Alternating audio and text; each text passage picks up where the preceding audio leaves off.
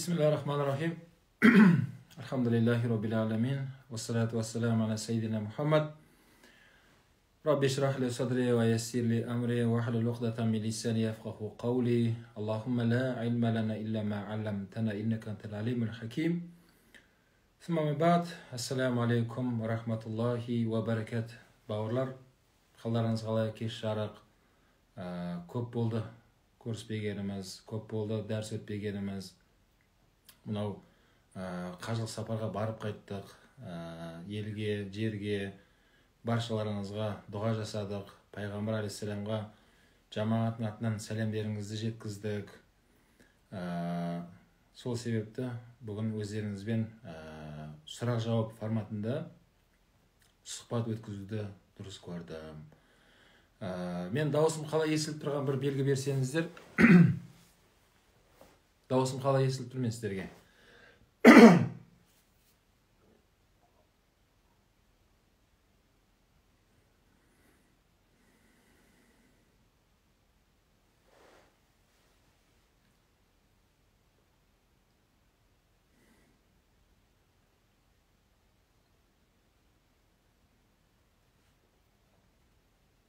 Амин, айтқандарыңыз келсін иншалла.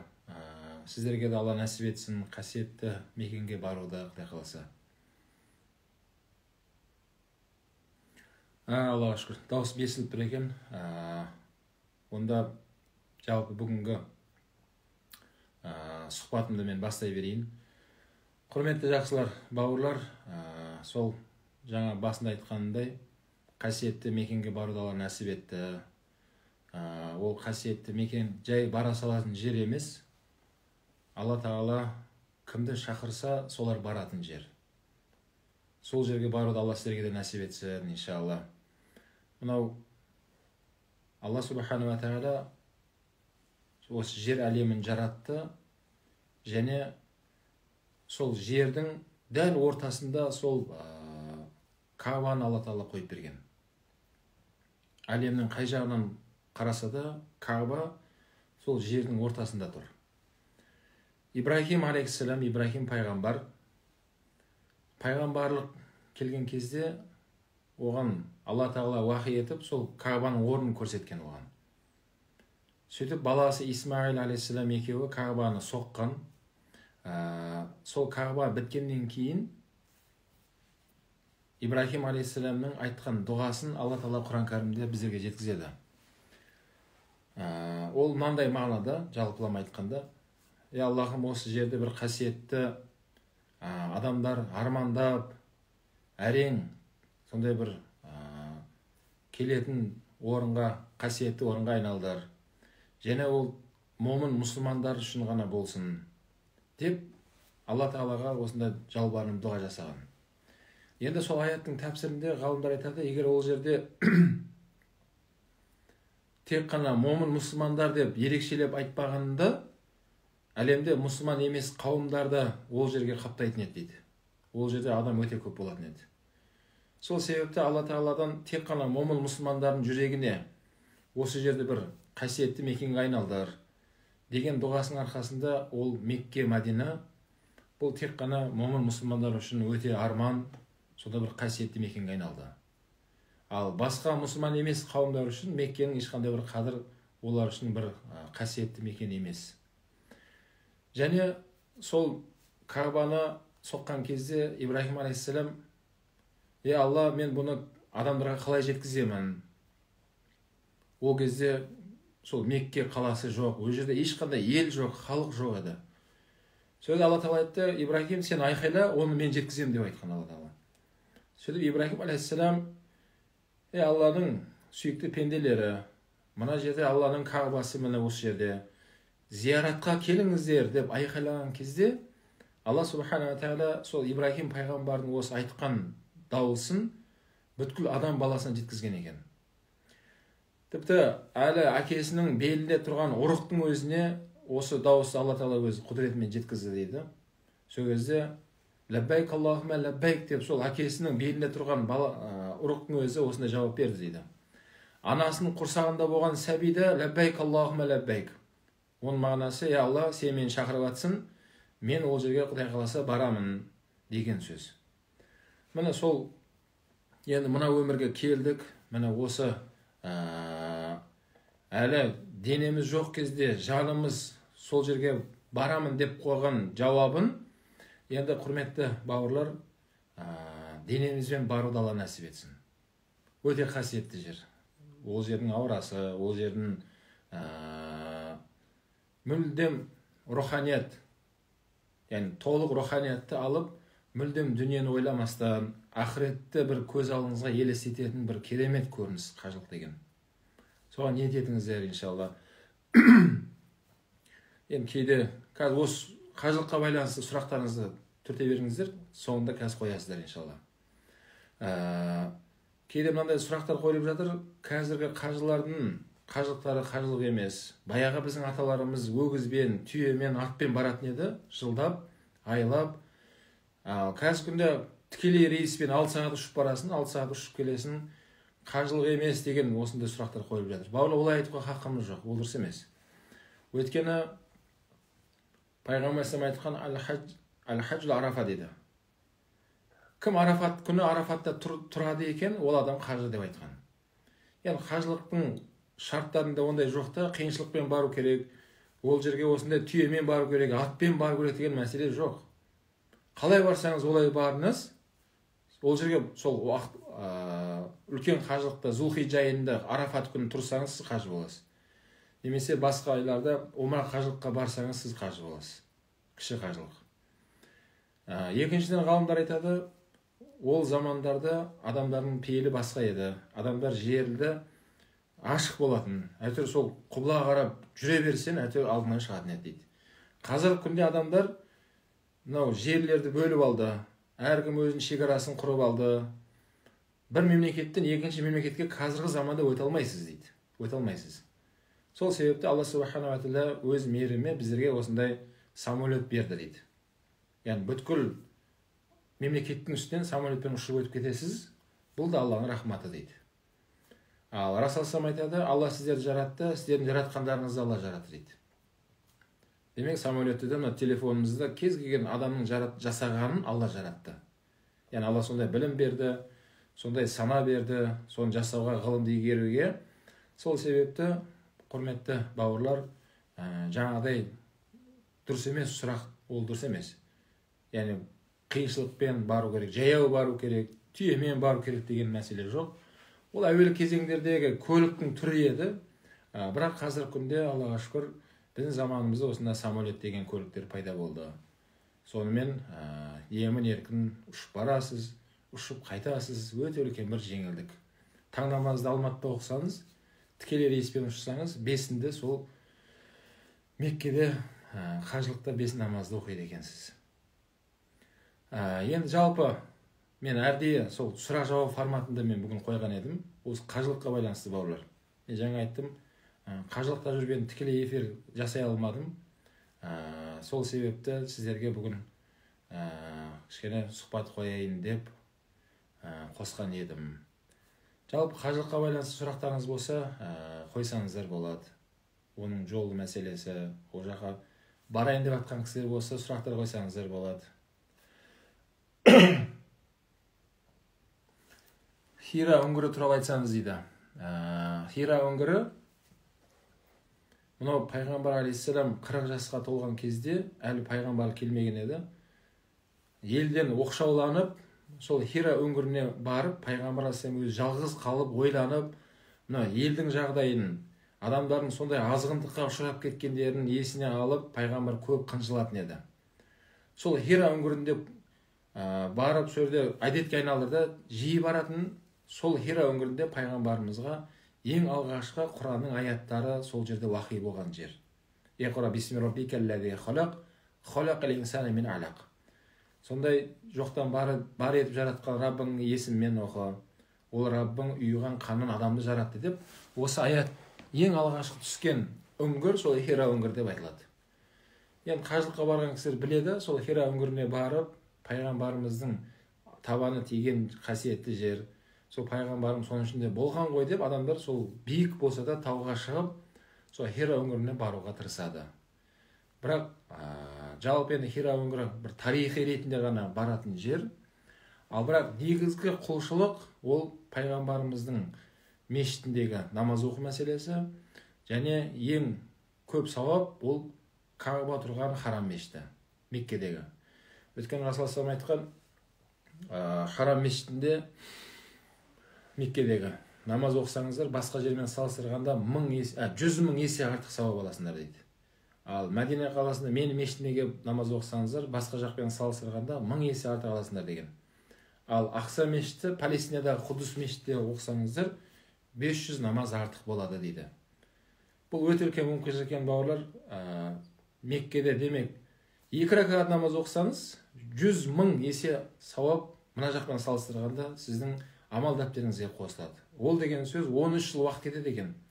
Қазір елде жүріп 100 000 сауап жинау үшін сонда ракат 13 жыл біз намаз оқуымыз керек екен. Нәпіл намаздар әрине. Ана жерде 2 ракат оқисыз, 100 000 сауап сіздің амал дәптеріңізге қосылады. Пайғамбар алейхиссалам осылай деп айтқан. Сол себепті Хира өңірі басқа тарихи жерлер өте көп ол жерлерде. Бірақ тарихи ретінде бұлай көруге болады. Бірақ негізгі сауап ол пайғамбар алейхиссалам жаңа айтқан 3 мешітте тұр. Меккедегі харам мешіті, Мәдина қаласындағы пайғамбар алейхиссаламның өзінің мешіті, және Палестинадағы Ақса мешіті. Қажылық неше күн болады? Енді қазір күнде умра жалпы сол 10 күндік болып жатыр, 12 күндік, 11 күндік, әр түрлі фирмалар әр түрлі ұйымдастырып жатыр. Бірақ кіші қажылық сол 1 күнде бітетін амал. Мысалға Алматыдан Жиддаға тіке ұшсаңыз, Жиддаға түсе салысымен бірден сол тәлбиеңізді айтып, умра Кабаны тауап жасайсыз, Сафа Марван арасында 7 мәрте жүгіресіз де, сөйтіп шашыңызды алғызып, ихрамнан шығасыз. Болды, кіші қажылық осымен бітеді. Ал үлкен қажылық бас аяғы сол 15 күндегі созылады. Ол үлкен қажылық әлі уақыт бар оған. Алла бұйыртса, биыл Рамазан сәуір айында кірсе, сәуір айында, майда ораза айт болса бір айдан кейін, июль, августтың басында ғой, шамамен. Өйткені құрбан айт пен ораза айттың арасы 70 күн, 2 ай 10 күн. Сол августтың басында үлкен қажылық. Үлкен қажылық енді ол парыз. Өміріңізде бір мәрте сол үлкен қажылық жасау ол парыз болады. Пайғамбар алейхиссалам жалпы 4 мәрте умра жасаған екен, үлкен қажылықты 1 мәрте жасаған екен. Сол үшін мүмкіншілік болса, бірінші умраға барған жақсы. Әптен ана жердің бәрін көріп аласыз, қыр-сырын бәрін біліп аласыз да, кейін үлкен қажылыққа жақсылап белді буып, үлкен қажылық жасауға сізге өте көп көмегін тигізеді.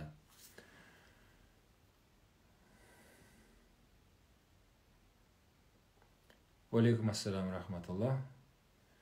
Барып қайту қанша болады екен дейді.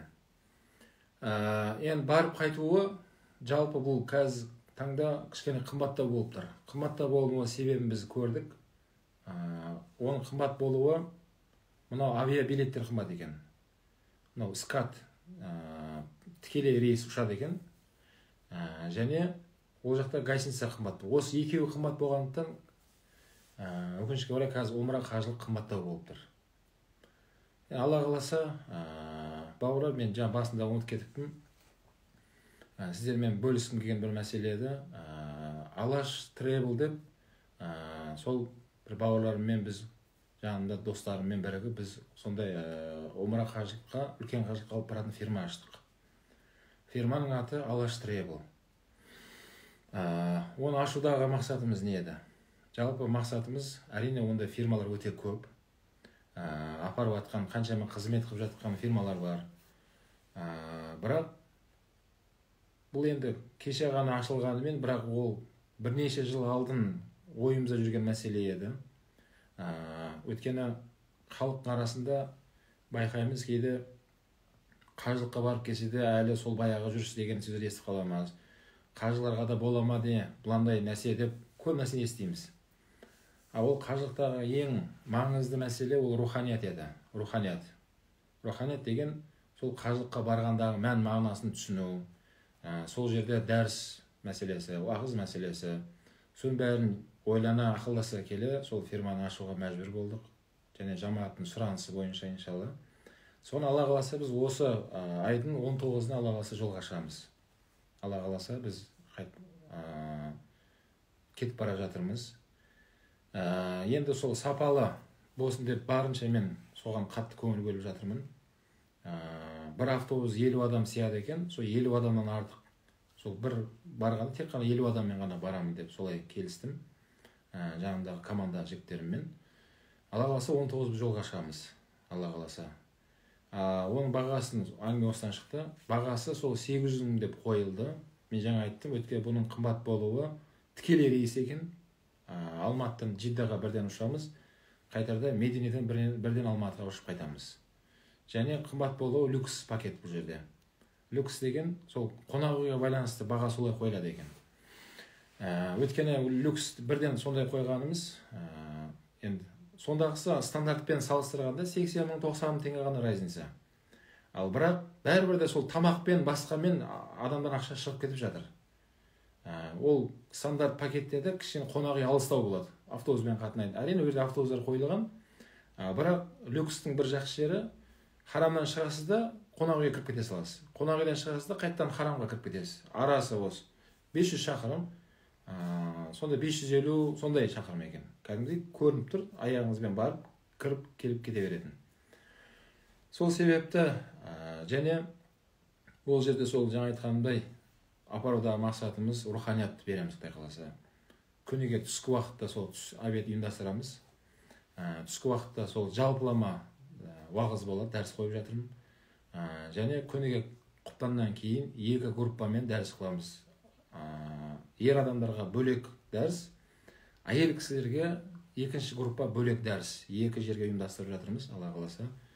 Сол 10 күн бойы Алла қаласа руханиятты сондай ниеттеріміз бар, Алла қаласа. Жаңа айтқандай атын Алаш деп қойдық. Не үшін Алаш деп қойдық? Өйткені бәріміз Алаштың ұрпақтарымыз. Сол ата-бабаларымыз осы ел үшін, жер үшін, бір өзімізде бір ел болсақ екен деп армандады. Әрине олар тірі болса баратын еді ондай қасиетті жерге. Бірақ олардың бара алмаған жеріне Алла біздерге нәсіп етті. Сол себепті сол Алаш ата-бабаларымыздың салған жолымен жүруге тырысамыз, солардың тарихын айтамыз. Және оларға да бір сауап тисе екен деген мақсатпен осы фирмамыздың атын Алаш Travel деп қойдық. Айта жүріңіздер, иншалла. Барам деген кісілер осы әлі орын бар. Енді қазір 30 шақты адам қазір тіркелді бізде. Әлі бір 20 орындай бар. Алла қаласа, әлі тіркеліп жатыр кісілер. Алла қаласа 19-ы осы айдың алдымыз келе жатқан осы 19-ына жолға шығамыз, Құдай қаласа. Алла қаласа 10 күндік сапар, умра мәселесі. Және сұрақтарыңыз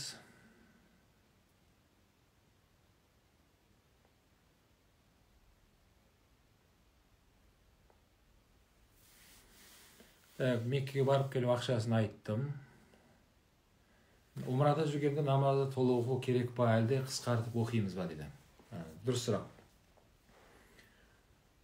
Егер ол жақта жүргенде парыз намазды кешігіп қалсаңыз имамға, сіз қонақ үйге барып дәретіңізді алып келгенше бас имам сол жерде жамағат оқып қойса, онда өзіңіз жеке оқисыз. Жеке оқыған кезде намазды қысқартып оқисыз, парызды әрине. 4 рәкатты парыздар 2-ге қысқарады. Сүннет намазды оқығаныңыз абзал. Өйткені өте құлшылық үшін барасыз ғой. Намазды уақытта сүннет намазды тастамай оқығаныңыз абзал. Әрине сапарда енді сүннет намаз оқымасаңыз да болады.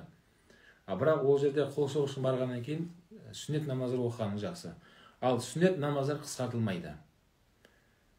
Ал жаңа айтылғандай, сол жердің имамымен жамағатпен сапталып тұрсаңыз, онда намазды толық оқисыз. Қысқартылмайды. Қысқарту тек қана жеке оқыған кезде ғана. Қажылыққа несиемен барған дұрыс па дейді. Енді несие болғанда мынандай мәселе бар. Мысалға бір адамның өзінің жалақысы бар. Әр айда өзінің шығыны өзіне белгілі, кіріс белгілі. Сол себепті сол шығыннан аздап беріп отырамын да, сөйтіп рассрочка дейміз ғой. Солай беріп құтылсам бола ма деген мәселе болса, я рұқсат болады. Немесе екінші мәселе бар, біреуге қарызым бар, бірақ қажылыққа баруға да мүмкіншілігім бар. Ол қарызды енді оның әлі мерзімі келмеген болуы мүмкін. және оның келісім бойынша аз-аздап берем деп қарызды сондай бір өзінің есебі бойынша жауып жүрген болуы мүмкін, онда баруға болады. Екінші мәселе бар, умраға немесе үлкен қажылыққа барудың қажет емес. Егер сол қарыз беру сәті келіп қалған болса, ақшаңыз тұр, не қажылыққа барайын ба, жоқ қарызын жауып тастайын ба десе, қарызды жауып тастайсыз. Өйткені оның мерзімі келіп қалған, уәделескен мерзім келді, қарызды қайтару керек. Сол себепті ақша біреу ғана не умраға жетеді, не қарызды жабуға ма десе, қарызыңды жауып тастайсыз. Ал әлі уақыт бар, оны бәрібір жылдап былай бөліп төлеуге келіскенмін, бәрібір де оны бүгін ертең мен құйып тастай алмаймын деңсеңіз, онда қажылыққа баратындай ақшаңыз болса, қажылыққа бара бересіз. Және ол екіншіден сол қарыздан құтылудың да бір жолы, Құдай қаласа. Өйткені ол жақта дұға қабыл болады. Қажылық сапарыңызда дұғаңыз қабыл болады. Алладан сұрайсыз. Алла Тағала сол иншалла қарызыңыздан тезірек құтқаруға сізге көмектеседі.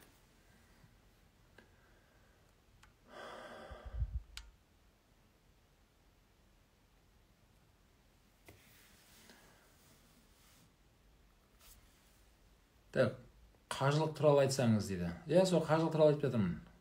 Үлкен қажылық туралы болса, оны әлі уақыт бар. Оны Алла қаласа үлкен қажылықта жеке уақыт жақындан кезде айтамын. Қазір сол умраға байланысты сұрақтарыңыз қоя беріңіздер. Умраға қатысты. Екі адамға қанша ақша барып келуі дейді. Жаңа айтылды, адам басына сол люкс пакеттер, ол жерде бәрі сол 500 жұлдызды қонақ үйде жатады екен. Және харамға ең жақын гостиницалар солар. Солар қазір 800 мыңнан болып солай қойылды пакеттер. Соның ішіне бүткіл қызмет, бәрі соның ішіне кіреді. 800 мың теңге бересіз. Сонымен сізді толық комфорт, люкс пакетпен толық апарып алып келеді.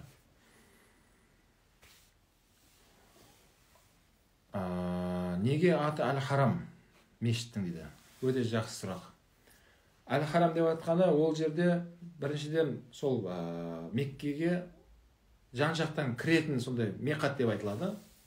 Сол шекарадан өткен кезде ихраммен өтесіз. Ихрам деген ақ киім қажылардың киетін, үстінде оранатын біреу болады, астында ора болатын екінші ақ мата болады. Соны ихрам деп айтады.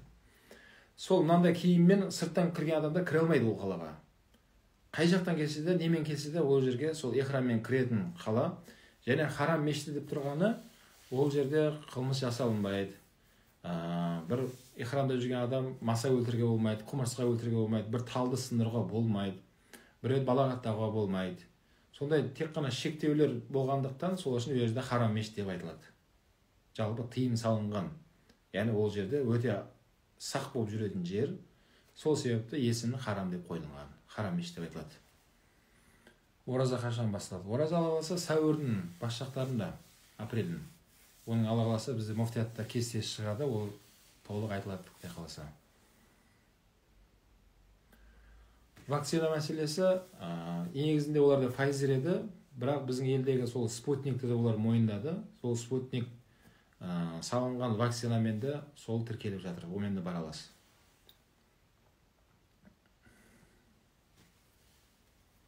Қажылыққа барды Алла нәсіп етсін. Амин иншалла.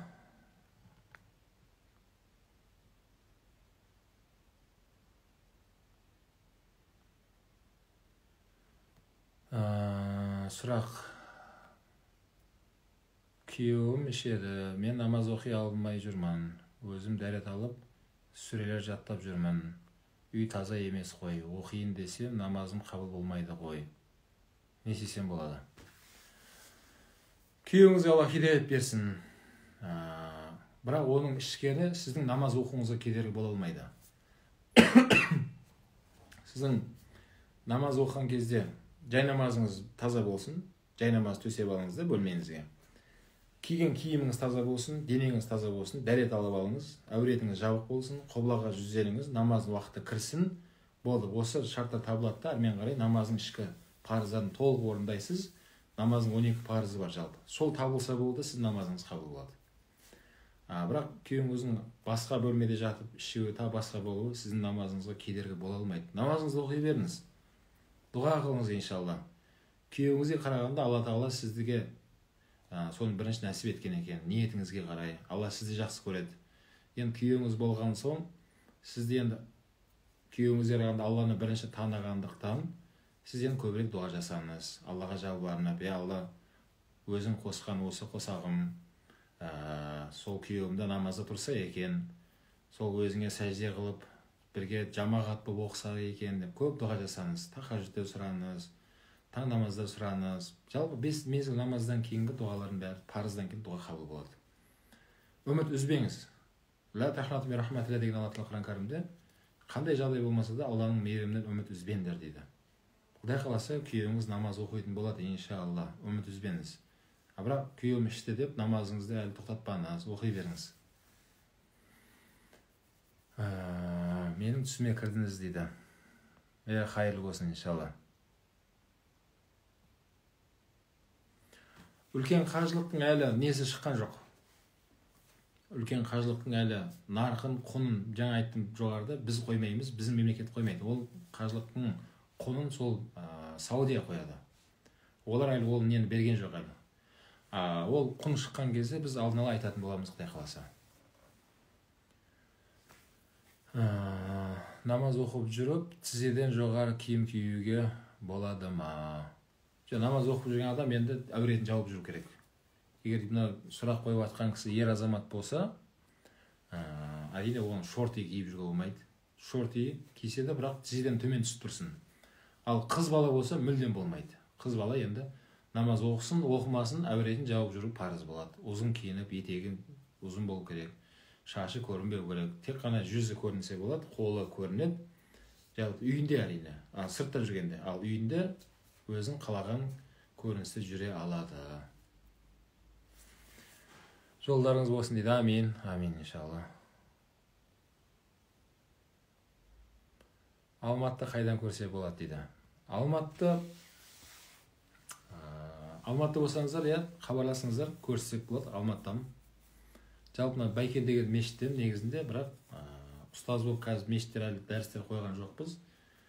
Бірақ Алла қаласа осы қажылық фирмамен айналысқаннан кейін енді көбінесе дәрістерім сол жақта жүреді енді Алла қаласа.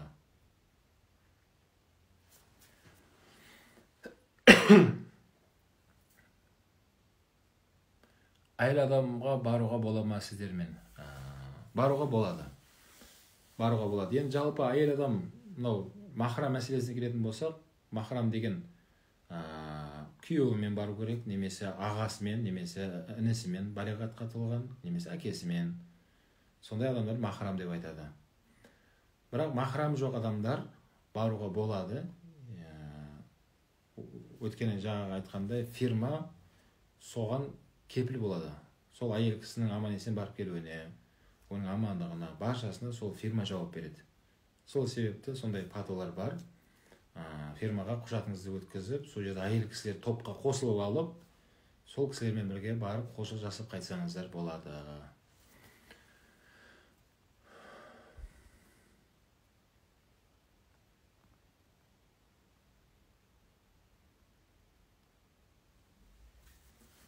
Амин. Баршамызға жаннат фирдаусын нәсіп етсін иншалла. Үлкен қажылық әлі нарық шыққан жоқ, жаңа айттым, үлкен қажылық. Бірақ умра қажылық жаңа айттым. Сол люкс пакеттер 800 мыңнан қойылды, ал стандарт пакеттер 650 мың теңгеден қойылған екен. Сол пакеттермен бара аласыздар. Умра қажылығы парызды мойнынан түсіре ме? Жоқ, түсірмейді. Умра деген жалпы қосымша қажылыққа дайындық, қосымша амал, сауап бар. Яғни умрады жасаудың өте үлкен сауап бар. Бірақ мына исламның 5 парыздың бірі, өміріңізде бір мәрте үлкен қажылық мәселесі, ол мойнынан түсірілмейді. Бәрібірде болашақта өміріңізде бір мәрте үлкен қажылыққа барасыз. Сол себепті енді бір мәрте бару парыз болса, қазір умраға бармай қойым керек деген нәрселер жоқ жерде. Әрекет жасасаңыз умраға да барасыз, Құдай қаласа. Өйткені пайғамбар алейхиссалам 4 мәрте кіші қажылыққа барған умраға, 1 мәрте үлкен қажылыққа барған. Ал пайғамбар айтады, умра мен умраның арасындағы күнәлар кешіріледі дейді. Және ең ол жердегі маңыздысы мынау Каабатулла. Каабатулла деген осы құбыла, қазір құбылаға жүзденген жағыңызда сол Кааба тұр, қара, сыртын қоршап қойған, көрсеңіздер болады интернеттен. Соны Кааба деп айтады. Енді пайғамбар алейхиссалам хадисінде айтады, Алла тағаланың сол Каабаға 120 рахметі түсіп тұрады дейді, 120 мейірімі түсіп тұрады дейді. Бауырлар, біз Алланың бір рахметіне мұқтажбыз, Алланың бір мейіріміне мұқтажбыз. Өйткені ертең қияметте ешкім амалымен есептесіп жәннатқа кіре алмайтындығын айтқан пайғамбар алейхиссалам. Айша анамыз, я Расулалла, сізде ме дегенде пайғамбарымыз, иә, мен де есептесіп амалмен кіре алмаймын деп айтқан. Жәннатқа біз Алланың мейірімімен, рахметімен кіреміз деп айтқанда хадисте. Демек, біз Алла тағаланың бір мейіріміне мұқтажбыз. Ал пайғамбар хадисінде айтады, Каабатуллаға, Алланың Каабасына 120 рахматы түсіп тұрады дейді, күні түні. Сол жерде таваф деген сол Каабаны айналып жүргендер бар ғой, 7 мәрте айналады. Сол айналып жүргендерге Алланың 60 рахметі жауып тұрады дейді. 60 мейірімі түсіп тұрады дейді хадисте. Ол жерде намаз оқып тұрған адамда, кез келген намаз оқып тұрған адамға Алла тағаланың 40 мейірімі түсіп тұрады дейді. Жай Каабаға қарап тұрған адамның өзіне Алланың 20 рахметі түсіп тұрады дейді хадисте. Сол себепті ол жерде әлемде кез келген нәрселер қайталанады. Бір жерде тау бар, екінші жерде тау бар, бір жерде әдемі көл бар, басқа жерде сол көлді табы. Ал бірақ Кааба бірақ жерде ол. Ол мұсылманның құбыласы, бүткіл 7 қабат аспандағы періштелермен қосып Каабаны тауып, яғни айналып тұрады екен. Сол себепті ол Каабаға бару, бауырлар, бұл өте үлкен мүмкіншілік, өте үлкен сауап алып келетін амал, және соған әрекет жасауымыз керек. Мен жаңа айтқандай, біздің заманымыз сондай, Алла тағала бізге осындай өмірді нәсіп етті. Ақшаңызды бір төлейсіз, бұл сізді толық аяғыңыз жерге тигізбей апарып алып келеді.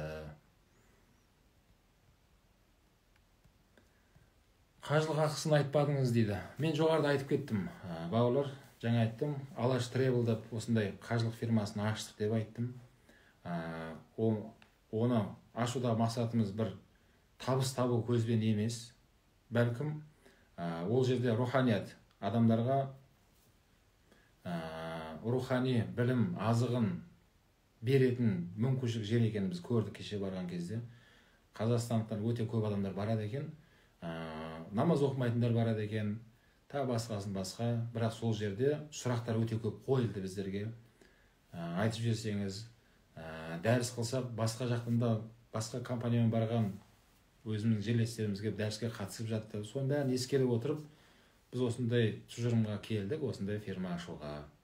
Мен жаңа айттым, Алаш Тревел деп аштық, Аллаға шүкір. Алла қаласа осының 19-ы біздің алғашқы сол лек тобымыз, бірге кетеміз біз, Алла қаласа, 10 күндік сапарға. Енді осы алғашқы тобымызды сол тек қана біз жаңағы үлкен қымбат пакетін қойдық. Ол жаңа айтқандай 5 жұлдызды қонақ үй және харамға жақын болатын пакет. Сол себепті қымбат екен ол. Ал келесі баратын жоспарларымыз, Алла қаласа, стандарт пакетті жобамызда бар. Ол 650 мың теңгеге түседі екен жалпы. Мен жаңа айттым, жалпы жерге барғаннан кейін сол құлшылық жасаймыз, және ол жерде біз 2 мезгіл дәріс қоямыз, түскі уақытта және кешкі уақытта. Сол себепті иншалла, Алла берсе, енді болашақтағы дәрістерімізді біз сол жақтан айтатын боламыз.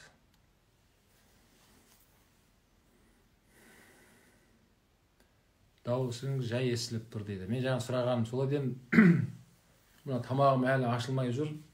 Өйткені бәрі ол жақ ыстық, біз жақ салқын. Сол жақтан келген кезде әлі адаптациядан өтіп жүрген секілдімін. Дауысым кішкене қарлығып, сондай болып жүр, айыпқа бұйырмаңыздар. Әкемді, анамды жіберейін деген едім, қалай хабарлассам болады. Дәл осы менің парақшамда осыдан бірнеше күн алдын мен жаңа жарнамасын қойғам, Алаш Тревелдің. Сол жерде контакт номерлер жазылып тұр.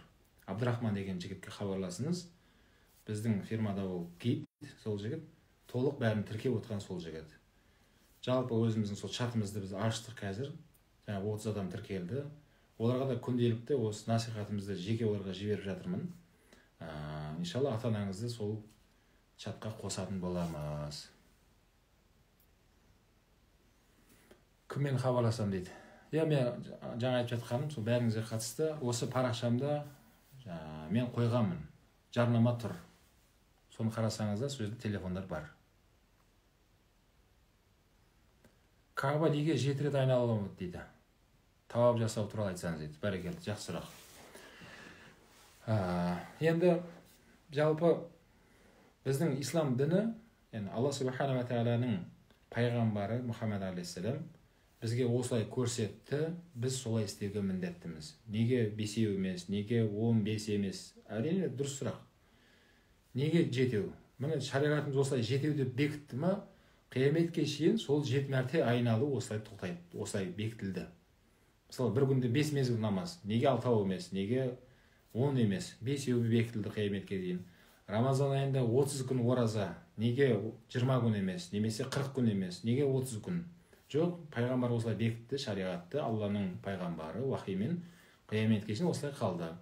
Дәл сол секілді, сол тауафты 7 мәрте айналуда шариғатымыз осылай 7 мәрте деп 7 деп бекітілді ма, енді қияметке шейін ол өзгерте алмайды ешкім. Оны 6 қылуға хақысы жоқ ешкімнің. Немесе 7-ден көбейтуге де ешкімнің ақысы жоқ.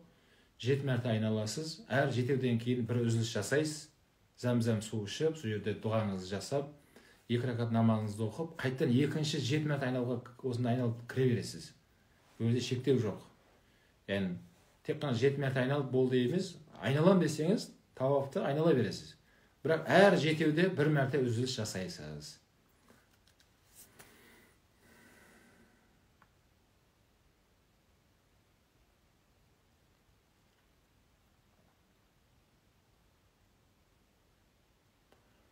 Құбыланы қалай анықтаймыз дейді. Енді қазір біздің елімізден құбыламызға келетін болсақ, жалпы мына күн батысты табасыз, батыс қай жақта, тұрған жеріңізден батысты тауып алыңыз да, сол осы жақ мысалы батыс болса, сол батыстан солтүстікке қарап қисаясыз. Солтүстікке қарай 30 градусқа қисайған кезде дәл сол алдыңыз құбыла болып табылады. Енді сажда кезет деген қазір жақсы программалар бар. Телефоныңызға соны қондырып алсаңыз, оның ішінде компас бар, сол компаспен өте ыңғайлы. Жүрген жеріңізде сол нақты сол құбылаңызды тауып беріп отырады.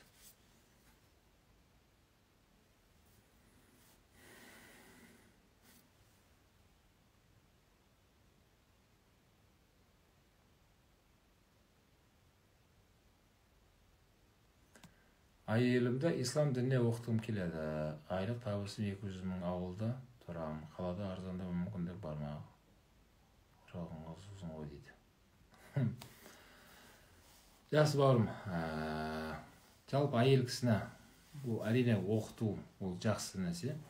Бірақ енді өзіңіздің жұмыс көзіңіз сол ауылда болса, сол ауылға орнап қалған болсаңыз, онда қазіргі күнде жалпы осы телефон арқылы да онлайн мешіттерде ұстаздар дәріс беріп жатыр. Әйел кісілердікі бөлек парақшамен жүреді, ер адамдікі осылай бөлек парақшамен жүреді. Сондай ұстаздардың парақшасын тіркеп қойыпты, жүйелі сабаққа қатысып отырып та білім берсеңіздер болады. Болашақта қалаға көшіп келіп, бір сондай қолдарыңыз ұзарып, сондай бір жағдай болып жатса, иншалла, онда білім алатын орда Нұрбарақ бар. Немесе өзіңізге сол жақын жердегі қалада болсаңыз, мысалға, әйел кісілердің сондай медреселер бар, қазір колледжге айналды қыз балалардікі. Сондай мүмкіншіліктер бар. Тым болмаса, кез келген мешітте, кез келген қалада әйел кісілердің ұстаздар бар.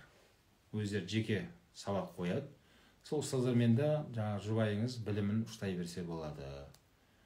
Және екіншіден өзіңізде білімге құштар болыңыз. Сол әйеліңізге де өзіңіз үйде жүріп те көп нәрсені үйрете аласыз. Өткен қазіргі күнде жалпы білім алуға мүмкіншілік өте көп. Интернет арқылы да өте көп мүмкіншілік бар. Жаңа айттым, ертең біз қажылыққа кеткен кезде де Алла қаласа сол жақтан да мүмкін дәрістерімізді осы салып отырамын, тырысамын, тікелей өтуге тырысамын. Бұның бәрі Алланың берген осы интернеттің арқасында. Сол үшін қазіргі күнде жалпы мен түсінгенім, білім іздеуші адамдарға өте көп мүмкіншіліктер бар.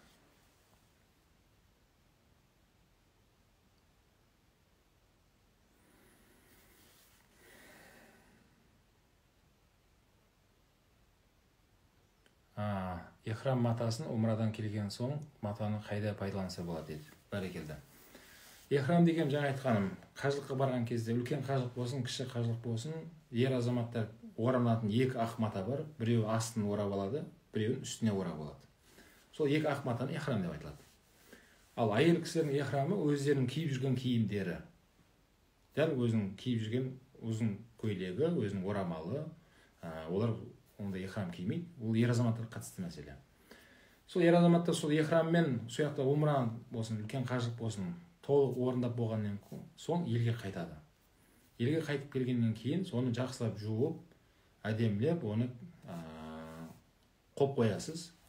Алла бұйыртса, болашақта Алла шақырса сізді және бірнеше мәрте өміріңізде бара беруді нәсіп етсін, Құдай қаласа. Баршамызға көп мәрте баруымызды нәсіп етсін. Әр барғаныңызда сол умра ихрамды сатып ала беру қажет емес. Сол бір ихраммен әр барғаныңызда үлкен қажылық болсын, кіші қажылық болсын, сонымен өте бересіз. Ол бір. Екіншіден, мынау ақсақал аталарымыз жалпы уақытында соны істеген, айтып жүретін, балаларына өсиет айтады. Сол өлім шағы жақындан кезде үлкен ақсақалдар әсіресе соның балаларына өсиет қылады. Сол қажылықта киген сол ихраммен мені кебіндеңдер, мен өмірден өткен кезде мені сол ихраммен кебіндеңдер деп жатады. Қасиетті жерге барып келген сол ихрам ғой дейді да. Сондай бір ырымдап қазақ осындай бір мәселелер бар. Жалпы ихрамды жаңағыдай бұдан бөлек үйге неге қолдансам болады десеңіз, кез келген нәрсе қолдануға болады. Жалпы таза мата ғой енді ол. Қалыңдау келген мата. Бірақ енді қасиетті жерге барып келгенде әрине оны көрінген нәрсеге пайдаланбаймыз. Оны бойшықанда жуынғанда сүртінетін полотенце ретінде пайдаланбаймыз. Өйткені бәрібір ол қасиетті жерге барып келгендіктен оны жаңағыдай жоғары қойып қойып, тағы болашақта барған кезде осыны ихрамды киемін деп ырымдап қойып қоясыз да, Құдай қаласа.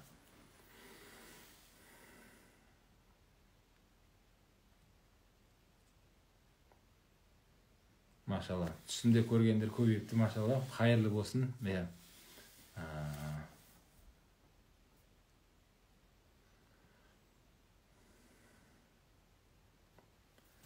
Соңғы сұрақ болсын, бауырлар. Алла қаласа әлі 19 жыл уақыт бар. Құдай қаласа әлі тағы бірнеше мәрте сұхбат өткізуге тырысамын. Үлкен қажылық пен кіші қажылық не айырмашылығы бар деп сұрақ қойылып жатыр. Бірінші айырмашылығы, үлкен қажылық ол парыз, өміріңізде бір мәрте істеу. Ал кіші қажылыққа шектеу жоқ. Әр жыл барам десеңіз де, қай уақытта барам десеңіз де. Екіншіден, үлкен қажылықтың тек қана өзінің істелінетін уақыты бар. Ол Зулхиджа айы. Зулхиджа айында ғана сол алғашқы күнінде, Зулхиджаның 9 күні Арафатта тұрасыз да, Зулхиджаның 10 күні құрбан айт болып адамдар ихрамнан шығып, осындай амалдар жасап жүреді. Кіші қажылықта оған белгілі бір ай жоқ. Жыл 12 ай болып бара аласыз кіші қажылыққа. Үшінші айырмашылығы, үлкен қажылықта Минаға бару деген мәселе бар, Арафат тауына бару бар, Мұздалифа бар, шайтанға тас лақтыру, сондай амалдар бар. Кіші қажылықта ондай нәрселер жоқ. Кіші қажылық өте жеңіл. Барасыз, бірден 7 мәрте тауап айналасыз Кабаны, Сафа Марва арасында 7 мәрте жүгіресіз де, шашыңызды алып ихрамнан шығасыз, болды. Кіші қажылық осымен аяқталады. Келесі күні қайттан ихрамға кіріп, сол Айша анамыздың мешіті бар, Меккеге ең жақын жерде орналасқан Миқат, сол яғни граница. Сол жерден қайттан бәділ умра, яғни өмірден өтіп кеткен әкеңіздің атынан болса, атаңыз ба немесе өмірден өтіп кеткен сол кісілердің атынан күніге бір бәділ умра жасай аласыз кіші қажылықта. Міне осындай ерекшеліктері бар үлкен.